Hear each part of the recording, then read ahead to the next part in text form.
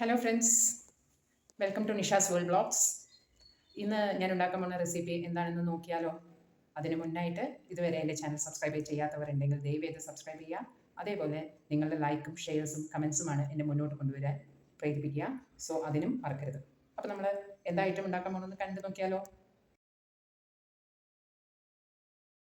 Fruit സലാഡിന് വേണ്ടിയിട്ട് നമ്മൾ 1 cup പാല് ഒരു പാനിൽ ഒഴിച്ചു കൊടുക്കാം.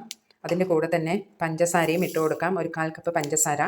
പിന്നെ ഇവിടെ നമുക്ക് 30 ml, ഇതിൻ്റെ ഒരു 2 സ്പൂൺ 30 ml കസ്റ്റർഡ് പൗഡർ എടുത്തിട്ടുണ്ട്. ഒരു 50 ml മിൽക്കിൽ മിക്സ് ചെയ്തിട്ട് അതും ഇതിൻ്റെ കൂടെ ഇട്ടിട്ട് നന്നായി കുറുക്കിയെടുക്കാം ഈ പാലിൻ്റെ കൂടെ. പഞ്ചസാരയും ഉള്ള മിശ്രിതം നന്നായിട്ട് തിളച്ച് വന്നിട്ടുണ്ട്. ഇനിയാണ് നമുക്ക് ഇവിടെ കലക്കി വെച്ചിരിക്കുന്ന കസ്റ്റർഡ് പൗഡർ ഒഴിക്കാൻ പോകുന്നത്. ഇതിലോട്ട് ഈ പാലിൻ്റെ മിക്സിലോട്ട് ഒഴിച്ചിട്ട് നന്നായി ഇളക്കി കൊടുക്കണം.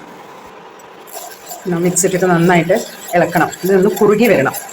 നന്നായിട്ടൊന്ന് കട്ടിയായി വരുന്ന സമയത്ത് നമുക്ക് സ്റ്റൗ ഓഫ് ചെയ്യാം. നമുക്ക് ഫ്രിഡ്ജിലൊന്ന് സെറ്റ് ചെയ്യാൻ വേണ്ടി വെക്കാം.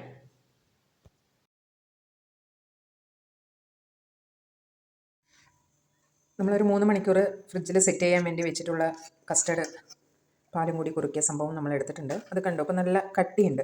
അപ്പോൾ നമുക്ക് ഇതിൻ്റെ മിക്സിയിലൊന്ന് ജസ്റ്റ് ഒന്ന് അടിച്ചിട്ട് വരാം. മിക്സിയിൽ ഒരു 3 സെക്കൻഡ്സ് അടിച്ചിട്ട് വന്നിട്ടുണ്ട്. അപ്പോൾ കറക്റ്റ് ആ ഒരു ടെക്സ്ചർ കിട്ടിയിട്ടുണ്ട്. നല്ല കട്ടിയുമല്ല, നല്ല ലൂസുമല്ല.